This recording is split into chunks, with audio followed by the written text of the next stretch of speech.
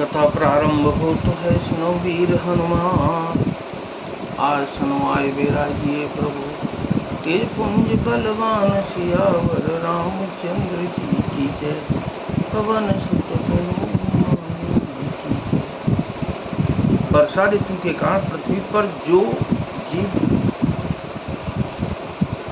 मर गए थे वे शरद ऋतु को पाकर वैसे ही नष्ट हो गए जैसे सदगुरु के मिल जाने पर संदेह और भ्रम के समूह नष्ट हो जाते हैं। वर्षागत निर्मल ऋतु आई सुदिन तात सीता के पाई। एक बार कैसे सुध जानो कालहु जीत निमिष महुआनो।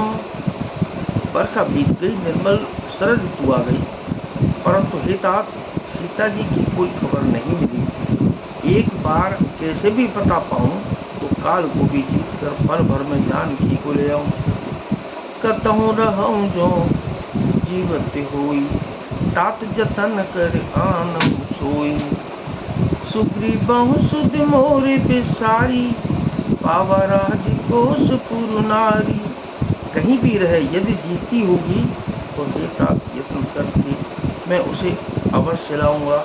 राज्य खजाना नगर और स्त्री पा गया, इसलिए सुग्रीव ने भी मेरी सुध बुला दी। जेहि सायक मारा मैं बाली तेहि सरहतों मूल काली। जासु कृपा छूटै मद मोहा ताकहु उमा की सपने कोहा। जिस बाण से मैंने बाली को मारा था उसी बाण से कल उस मूल को मारो। शिव जी कहते हैं कि हे उमा, जिनकी कृपा से मद और मोह छूट जाते हैं उनको कहीं स्वप्न में भी क्रोध हो सकता है, यह तो सिर्फ लीला मात्र है। मंगल भवन अमंगल हारी उमा सहित जहि जपत पुरारी। जानहि यह चरित्र मुनि ज्ञानी जिन रघुबीर चरण रति मानी। लक्ष्मण क्रोध बंत प्रभु जाना धनुष चढ़ाए गहे कर बाना। ज्ञानी मुनि जिन्होंने श्री रघुनाथ जी के चरणों में प्रीति मान ली है, जोड़ ली है, वे ही इस चरित्र लीला रहस्य को जानते हैं। लक्ष्मण जी ने जब प्रभु को क्रोधयुक्त जाना तब उन्होंने धनुष चढ़ाकर बाण हाथ में ले लिया। तब अनुजहि समझावा रघुपति करुणा सीम। भय देखाए ले आवो तात सखा सुग्रीव सियावर रामचंद्र जी की जय। तब दया की सीमा श्री रघुनाथ जी ने छोटे भाई लक्ष्मण को समझाया कि हे तात सखा सुग्रीव को केवल भय दिखला कर ले आओ, उसे मारने की बात नहीं है। यहाँ पवन सुत हृदय विचारा राम काज सुग्रीव विसारा। निकट जाई चरणन सिरुनावा चारे विदिते ही कई समझावा। यहाँ किष्किंधा नगरी में पवन कुमार श्री हनुमान जी ने विचार किया कि सुग्रीव ने श्री रामचंद्र जी के कार्य को बुला दिया। उन्होंने सुग्रीव के पास जाकर चरणों में सिर नवाया, साम दान दंड भेद चारों प्रकार की नीति कहकर उन्हें समझाया। सुन सुग्रीव परम भय माना विषय मोर हरि लीने ज्ञाना। अब मारुत सुत दूत समूहा पठबौ जहाँ तहाँ बानर जूहा। हनुमान जी के वचन सुनकर सुग्रीव ने बहुत ही भय माना और कहा कि विषयों ने मेरे ज्ञान को हर लिया। अब हे पवन पुत्र, हे पवन सुत, जहाँ तहाँ बाणों के दूत रहते हैं वहाँ दूतों के समूह को भेजो।